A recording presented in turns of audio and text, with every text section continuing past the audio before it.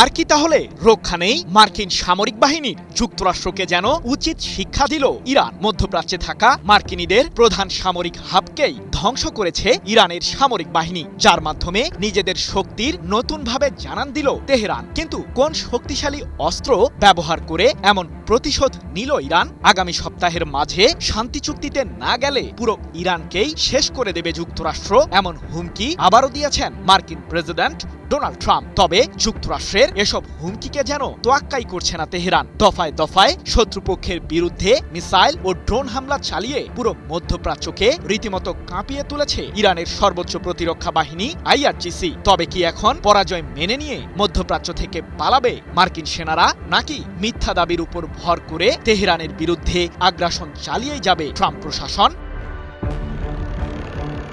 এক হরমুজ প্রণালীর নিয়ন্ত্রণ নিতে যেন স্বপ্নে বিভোর হয়ে আছেন যুক্তরাষ্ট্রের শাসক। ঠিক এ কারণেই ইরানকে বাগে আনার ফাঁদ তৈরি করেই চলেছে মার্কিন কেন্দ্রীয় কমান্ড। কিন্তু নিজেদের অধিকার আদায়ে সর্বদা সোচ্চার ইরান কোনো মতেই যেন হরমুজ প্রণালীর নিয়ন্ত্রণ মার্কিনীদের হাতে ছাড়তে রাজি নয়। তাই তো সর্বোচ্চ সামরিক শক্তি দিয়েই মার্কিনীদের বিরুদ্ধে লড়েই যাচ্ছে তেহরান।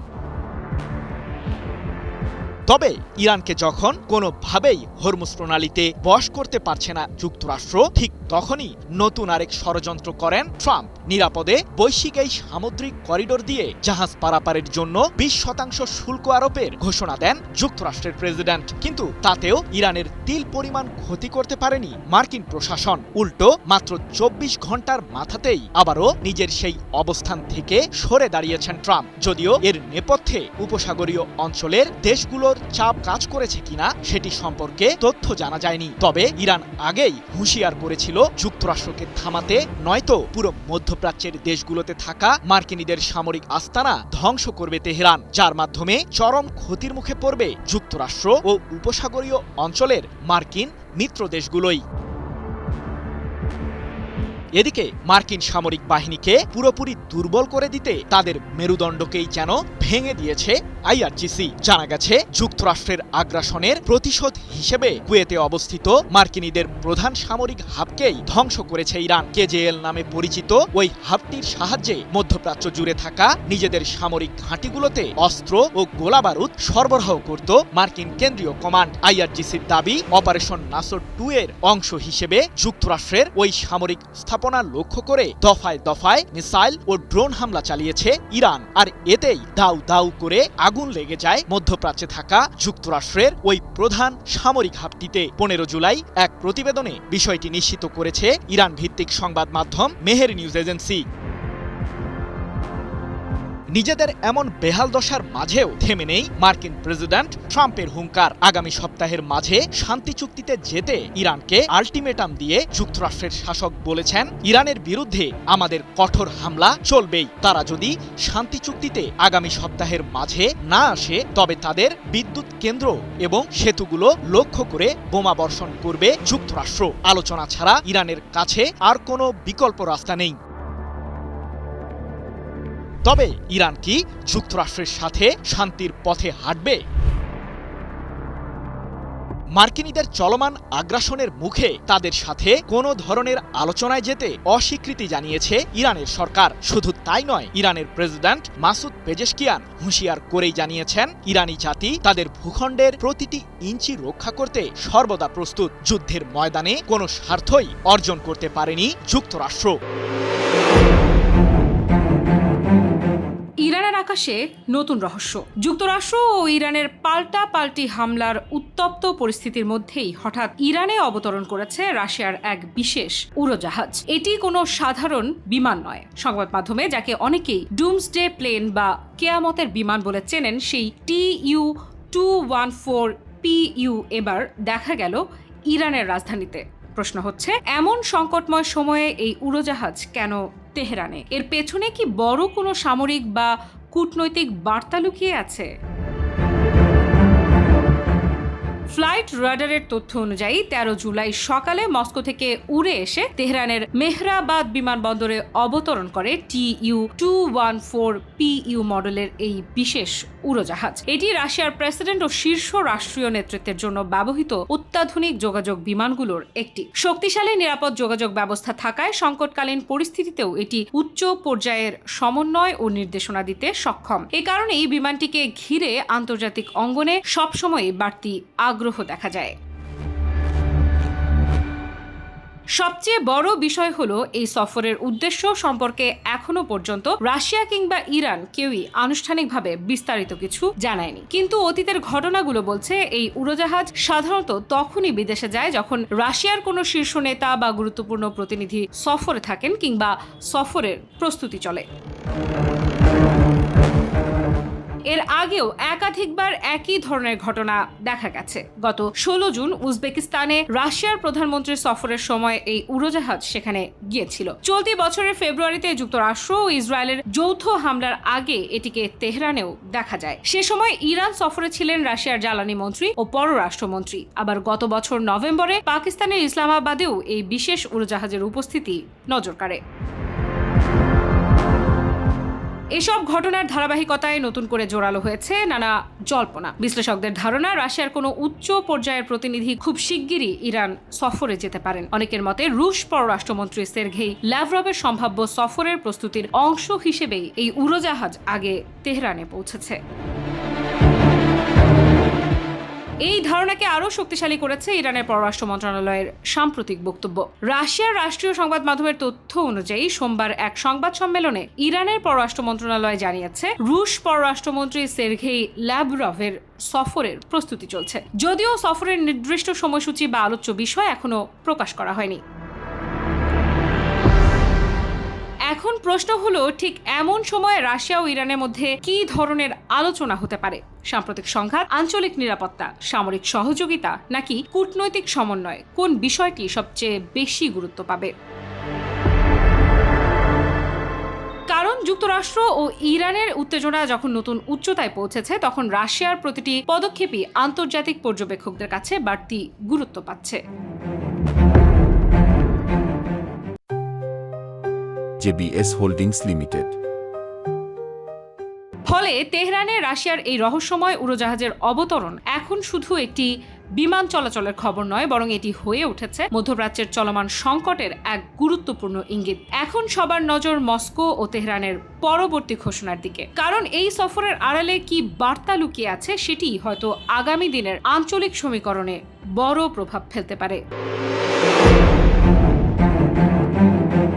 তবে কি যুক্তরাষ্ট্রের ৭৫টি সামরিক বিমানকেই এবার লক্ষ্যবস্তু করতে চলেছে ইরান? এর মাধ্যমেই কি তাহলে মধ্যপ্রাচ্যে মার্কিন সামরিক বাহিনীকে পুরোপুরি দুর্বল করে দেবে তেহরান?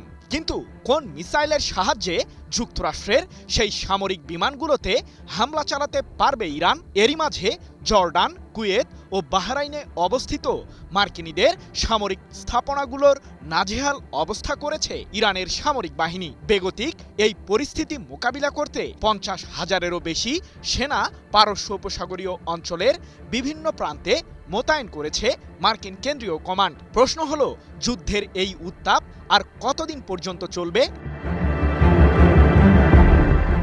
ইরানকে বাগে আনতে সামরিক দিক থেকে প্রস্তুতির মোটেও কমতি রাখেনি যুক্তরাষ্ট্র। সেনা মোতায়েন থেকে শুরু করে যুদ্ধ বিমান, মধ্যপ্রাচ্যে থাকা নিজেদের সামরিক ঘাঁটিগুলোতে সর্বোচ্চ সতর্কতায় মার্কিন কেন্দ্রীয় কমান্ড। কিন্তু তাতেও যেন রেহাই নেই যুক্তরাষ্ট্রের। ইরানের পাল্টা প্রতিরোধী হামলার মুখে নাস্তানাবুদ অবস্থায় পড়েছে মার্কিনীরা। এদিকে ইরানের হামলা থেকে ইসরায়েলকে রক্ষা করতে দেশটির প্রধান বিমানবন্দর বেন গুরিয়নে সম্প্রতি ৭৫টি জ্বালানি ও কার্গো বিমান মোতায়েন করে যুক্তরাষ্ট্র, যাদের কাজ মূলত যুদ্ধের মুহূর্তে প্রয়োজনীয় সহায়তা প্রদান করা। বিশেষ করে যুদ্ধ বিমানের জ্বালানি সরবরাহ নিশ্চিত করতে সেই সামরিক বিমানগুলোকে ব্যবহার করে থাকে মার্কিন কেন্দ্রীয় কমান্ড। ১৪ জুলাই এক প্রতিবেদনে বিষয়টি নিশ্চিত করেছে ইসরায়েল ভিত্তিক সংবাদ মাধ্যম দ্য টাইমস অব ইসরায়েল। কিন্তু চলমান যুদ্ধের মাঝে ইসরায়েলকে নিরাপত্তা দিতে আসা সেই সামরিক বিমানগুলোই রয়েছে এখন চরম বিপদের মুখে। জানা গেছে, সাম্প্রতিক যুদ্ধের সময় ইসরায়েলের প্রধান বিমানবন্দরটিকে লক্ষ্য করে কয়েক দফায় মিসাইল ও আত্মঘাতী ড্রোন হামলা চালিয়েছিল ইরানের সামরিক বাহিনী, যার ফলে অবকাঠামোগত ক্ষতির মুখে পড়ে ইহুদিবাদীরা। বাধ্য হয়ে সাময়িক সময়ের জন্য নিজেদের আকাশসীমায় বিমান চলাচল বন্ধ ঘোষণা করে প্রধানমন্ত্রী বেনিয়ামিন নেতানিয়াহুর নেতৃত্বাধীন ইসরায়েল সরকার। সমরবিদদের দাবি, যে কোনো মুহূর্তে বেন গুরিয়ন বিমানবন্দরে থাকা যুক্তরাষ্ট্রের সেই সামরিক বিমানগুলোকে লক্ষ্য করে ক্ষেপণাস্ত্র হামলা চালাতে পারে ইরান। কারণ তেহরান আগেই জানিয়েছে, মধ্যপ্রাচ্যে থাকা শত্রুপক্ষের প্রতিটি সামরিক স্থাপনাই ইরানের মিসাইলের রেঞ্জের মাঝেই রয়েছে। কিন্তু ঠিক কোন মিসাইল দিয়ে ইসরায়েলের প্রধান বিমানবন্দরেও হামলা চালাতে সক্ষম ইরান? সাম্প্রতিক সময়ে বেশ কিছু উন্নত মিসাইল যোগ হয়েছে ইরানের সামরিক বহরে। বিশেষ করে খোররাম শহর 4 মডেলের একটি শক্তিশালী ব্যালিস্টিক মিসাইল রয়েছে তেহরানের কাছে, যা দিয়ে প্রায় 2000 কিলোমিটার রেঞ্জের মাঝে হামলা চালাতে সক্ষম ইরান। আর ইসরায়েলের প্রধান বিমানবন্দরটি থেকে তেহরানের দূরত্ব মাত্র প্রায় 1600 কিলোমিটার, যেখানে সহজেই হামলা চালাতে পারবে ইরান, এমনটাই দাবি সমরবিদদের। JBS holdings limited. অন্যদিকে মার্কিনীদের সেই সামরিক বিমানগুলোকে ঘিরে ইসরায়েলের বিমানবন্দর কর্তৃপক্ষও রয়েছে নানান দ্বিধাদ্বন্দ্বে। তাদের দাবি, চলমান উত্তেজনার মাঝে নিজেদের সামরিক বিমানগুলোকে অন্যত্র সরিয়ে নেওয়ার পরিকল্পনা স্থগিত করেছে যুক্তরাষ্ট্র, যার কারণে যাত্রীবাহী ফ্লাইট বাতিলের শঙ্কা তৈরি হয়েছে। আন্তর্জাতিক ওই বিমানবন্দরটি থেকে অতিরিক্ত মার্কিন বিমান সরানো না হলে প্রায় 50,000 ফ্লাইটের টিকিট বাতিল হওয়ার ঝুঁকি তৈরি হয়েছে বলে জানিয়েছে ইসরায়েল। হোয়াইট হাউসের ভেতরেই কি যুক্তরাষ্ট্রের প্রেসিডেন্ট ডোনাল্ড ট্রাম্প নিরাপদ? এমন ভয়ঙ্কর প্রশ্নই উঠে এসেছে পারস্য উপসাগরীয় দেশ ইরান থেকে। বিশ্ব মোড়ল রাষ্ট্রের প্রেসিডেন্ট কি হোয়াইট হাউসের ভেতরেই অনিরাপদ? সেখানেই তাকে হত্যা করা সম্ভব, এমনটাই দাবি উঠেছে ইরান থেকে। ইরানের ইসলামী রেভলিউশনারি গার্ড ক্রপস বা আইআরজিসির সাবেক এক শীর্ষ কমান্ডার দাবি করেছেন, প্রয়োজন হলে হোয়াইট হাউসের ভেতরেও পৌঁছে ট্রাম্পকে হত্যা করার সক্ষমতা ইরানের রয়েছে। এই বক্তব্য প্রকাশ্যে আসতেই নতুন করে উত্তেজনা ছড়িয়ে পড়েছে তেহরান ওয়াশিংটন সম্পর্কে। তবে এটি একজন সাবেক কর্মকর্তার দাবি, ইরান সরকারের আনুষ্ঠানিক অবস্থান হিসেবে উপস্থাপিত হয়নি। মার্কিন সংবাদ মাধ্যম নিউ ইয়র্ক পোস্টের এক প্রতিবেদনে বলা হয়েছে, ইরানি সংবাদভিত্তিক ওয়েবসাইট ফারারুকে দেয়া এক সাক্ষাৎকারে আইআরজিসির সাবেক কমান্ডার হোসেইন কানানি মোকাদ্দাম এ মন্তব্য করেন। তিনি দাবি করেন, যদি ট্রাম্পকে হত্যা করাই উদ্দেশ্য হয় তাহলে ইরানের সেই সক্ষমতা রয়েছে। প্রয়োজন দেখা দিলে তারা তা বাস্তবায়ন করতে পারবে বলেও মন্তব্য করেন তিনি। তবে এই সাক্ষাৎকারে শুধু ট্রাম্পকে ঘিরেই নয়, তেহরান ও ওয়াশিংটনের চলমান আলোচনার বিষয়েও কথা বলেন কানানি মুকাদ্দাম। তার দাবি, এই সংলাপের উদ্দেশ্য কোনো শান্তি চুক্তি করা নয়, বরং দুই দেশের মধ্যে উত্তেজনা কমানো এবং যুক্তরাষ্ট্রের বিভিন্ন অভিযোগের জবাবে ইরানের অবস্থান তুলে ধরাই মূল লক্ষ্য। তার ভাষায়, ট্রাম্প প্রশাসনের সঙ্গে ইরান শান্তির আশায় আলোচনায় বসেনি, বরং নিজেদের অধিকার তুলে ধরা, আন্তর্জাতিক অঙ্গনে নিজেদের অবস্থান ব্যাখ্যা করা এবং ওয়াশিংটনের অভিযোগের জবাব দেওয়াই তাদের উদ্দেশ্য। একই সঙ্গে তিনি দাবি করেন, প্রতিশোধ ও পাল্টা জবাবের বিষয়টি এখনও ইরানের বিবেচনায় রয়েছে। সাম্প্রতিক সামরিক ও কূটনৈতিক ঘটনা প্রবাহ দুই দেশের সম্পর্ককে আরও সংবেদনশীল করে তুলেছে। ফলে আইআরজিসির সাবেক এই কমান্ডারের বক্তব্য আন্তর্জাতিক অঙ্গনে নতুন করে আলোচনার জন্ম দিয়েছে। তবে উল্লেখযোগ্য বিষয় হলো, কানানি মোকাদ্দামের এই মন্তব্যের বিষয়ে এখনো পর্যন্ত যুক্তরাষ্ট্র বা হোয়াইট হাউসের পক্ষ থেকে কোনো তাৎক্ষণিক প্রতিক্রিয়া জানানো হয়নি। একইভাবে ইরান সরকারের পক্ষ থেকেও তার বক্তব্যকে আনুষ্ঠানিক নীতিগত অবস্থান হিসেবে সমর্থন বা ব্যাখ্যা দেওয়া হয়নি। ফার্ম ফ্রেশ পাস্তুরিত তরল দুধ, এখন এখন প্রশ্ন উঠছে, এটি কি শুধুই একজন সাবেক সামরিক কর্মকর্তার ব্যক্তিগত মন্তব্য, নাকি এর পেছনে রয়েছে আরো বড় কোনো রাজনৈতিক বা কূটনৈতিক বার্তা? ওয়াশিংটনের প্রতিক্রিয়া কি হবে? আর মধ্যপ্রাচ্যের চলমান উত্তেজনার মধ্যে এই ধরনের বক্তব্য দুই দেশের সম্পর্কে নতুন কোনো প্রভাব ফেলবে কিনা, সেটি এখন আন্তর্জাতিক বিশ্লেষকদের নজরে। একটি জলপথ, কিন্তু সেই জলপথই নিয়ন্ত্রণ করে বিশ্বের জ্বালানি সরবরাহের বড় অংশ। আর সেই হরমুজ প্রণালী নিয়েই এবার যুক্তরাষ্ট্রকে কঠোর বার্তা দিল ইরান। তেহরান স্পষ্ট ঘোষণা করেছে যে মার্কিন আগ্রাসন ও শত্রুতামূলক কর্মকাণ্ড চলতে থাকলে হরমুজ প্রণালী কখনোই উন্মুক্ত করা হবে না। ইরানের এই ঘোষণার পর নতুন করে শঙ্কা তৈরি হয়েছে, তাহলে কি বিশ্বের সবচেয়ে গুরুত্বপূর্ণ জলপথকে ঘিরে শুরু হতে যাচ্ছে নতুন এক বড় সংঘাত? 14 জুলাই প্রকাশিত ইরানের রাষ্ট্রীয় সংবাদ মাধ্যম মেহের নিউজ এজেন্সির এক প্রতিবেদনে বলা হয়েছে, হরমুজ প্রণালীর নিরাপত্তা ও নিয়ন্ত্রণের প্রশ্নে নিজেদের অবস্থান থেকে এক চুলো সরে আসবে না তেহরান। এমন বার্তায় দিয়েছেন ইরানের সেনাবাহিনীর মুখপাত্র ব্রিগেডিয়ার জেনারেল মোহাম্মদ আকরামিনিয়া। তিনি স্পষ্ট ভাষায় বলেন, হরমুজ প্রণালী উন্মুক্ত করার একমাত্র পথ হল ইরানি জনগণের অধিকারকে সম্মান করা এবং দেশটির বিরুদ্ধে যুক্তরাষ্ট্রের আগ্রাসী ও বিদ্বেষমূলক নীতি বন্ধ করা। তার ভাষায় হরমুজ শুধু একটি আন্তর্জাতিক নৌপথ নয়, এটি ইরানের জাতীয় নিরাপত্তা, সার্বভৌমত্ব এবং কৌশলগত স্বার্থের সঙ্গে সরাসরি জড়িত। তাই এই ইস্যুতে কোনো ধরনের আপোষের সুযোগ নেই। শুধু হরমুজ নিয়েই নয়, নিজের বক্তব্যে আরও কঠোর অবস্থান তুলে ধরেছেন জেনারেল আকরামিনিয়া। তিনি বলেন, দেশের শহীদদের রক্তের প্রতিশোধ নেওয়ার প্রতিশ্রুতি থেকে ইরান কখনো সরে আসবে না। বিশেষ করে ইসলামী বিপ্লবের শহীদ নেতার হত্যাকাণ্ডের প্রতিশোধ যে কোনো মূল্যে নেওয়া হবে বলেও তিনি জোর দিয়ে উল্লেখ করেন। তার এই মন্তব্যকে চলমান উত্তেজনার মধ্যে ওয়াশিংটনের উদ্দেশ্যে আরেকটি সরাসরি সতর্ক বার্তা হিসেবে দেখছেন বিশ্লেষকেরা। হরমুজ প্রণালীর গুরুত্ব ঠিক কতটা সেটিও বোঝা জরুরি। পারস্য উপসাগরকে ওমান উপসাগরের সঙ্গে যুক্ত করা এই সংকীর্ণ জলপথ দিয়েই বিশ্বের সমুদ্রপথে পরিবাহিত অপরিশোধিত তেলের একটি বড় অংশ প্রতিদিন আন্তর্জাতিক বাজারে পৌঁছায়। সৌদি আরব, সংযুক্ত আরব আমিরাত, কুয়েত, ইরাক, কাতার সহ উপসাগরীয় দেশগুলোর জ্বালানি রপ্তানির প্রধান পথও এটি। ফলে এই প্রণালীকে ঘিরে যে কোনো উত্তেজনা বিশ্ববাজারে তাৎক্ষণিক প্রভাব ফেলতে পারে।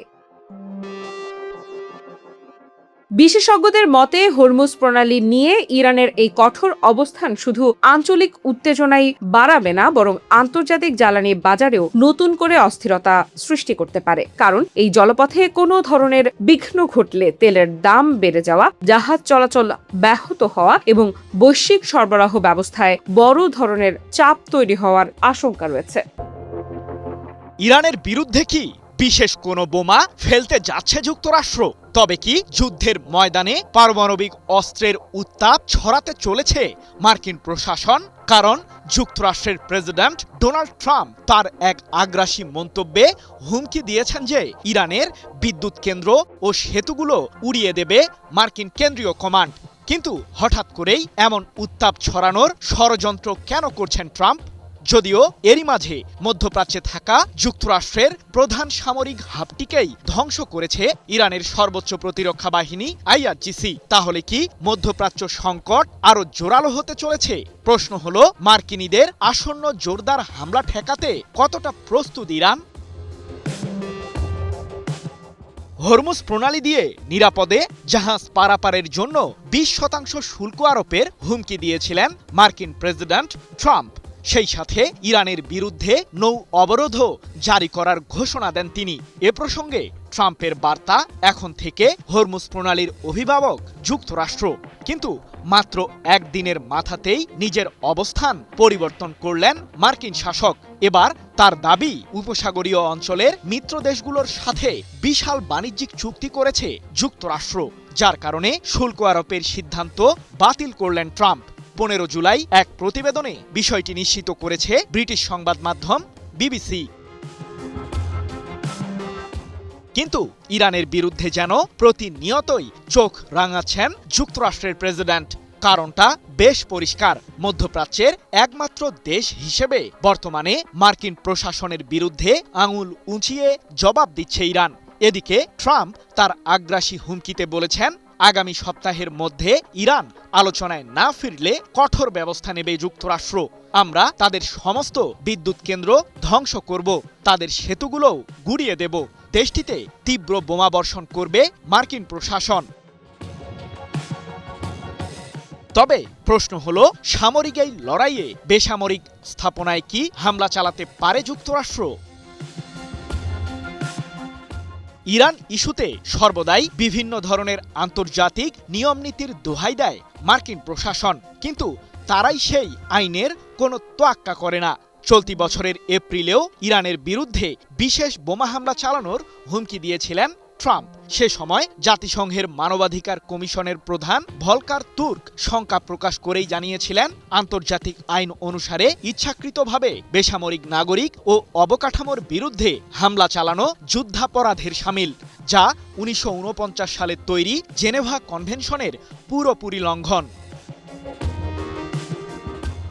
তবে ইরানের বিরুদ্ধে মার্কিন আগ্রাসনের মুখে এসব আন্তর্জাতিক আইন যেন এখন ফিকে হয়ে গেছে। তাই তো নিজেদের দেশকে রক্ষায় যুক্তরাষ্ট্রের বিরুদ্ধে কঠোর জবাব দিয়েই চলেছে ইরান। জানা গেছে, চলমান যুদ্ধে জর্ডান, কুয়েত ও বাহরাইনে অবস্থিত মার্কিন লক্ষ্যবস্তুগুলোতে জোরদার মিসাইল হামলা চালিয়েছে আইআরজিসি, যার মধ্যে শুধুমাত্র কুয়েতে অবস্থিত মার্কিনীদের প্রধান সামরিক হাবটিকেই গুড়িয়ে দিয়েছে ইরান। কেজিএল নামে পরিচিত ওই হাবটির সাহায্যে মধ্যপ্রাচ্য জুড়ে থাকা নিজেদের সামরিক ঘাঁটিগুলোতে অস্ত্র ও গোলাবারুদ সরবরাহ করত মার্কিন কেন্দ্রীয় কমান্ড। দেশ জুড়ে যে কোনো কেনাকাটায় 10,000 টাকার বেশি অফার, তাই পেমেন্ট মানেই বিকাশ। বিশ্লেষকরা বলছেন, ইরানের বর্তমান টার্গেট পারস্য উপসাগরীয় অঞ্চলে থাকা যুক্তরাষ্ট্রের গুরুত্বপূর্ণ সামরিক স্থাপনাগুলো। সেগুলো ধ্বংস করার মাধ্যমে এই অঞ্চলে মার্কিনীদের সামরিক কাঠামোকেই ভেঙে দেওয়ার পরিকল্পনা সাজিয়েছে তেহরান। যদিও এরই মাঝে এ বিষয়ে অনেকটাই সাফল্য পেয়েছে ইরানের সামরিক বাহিনী।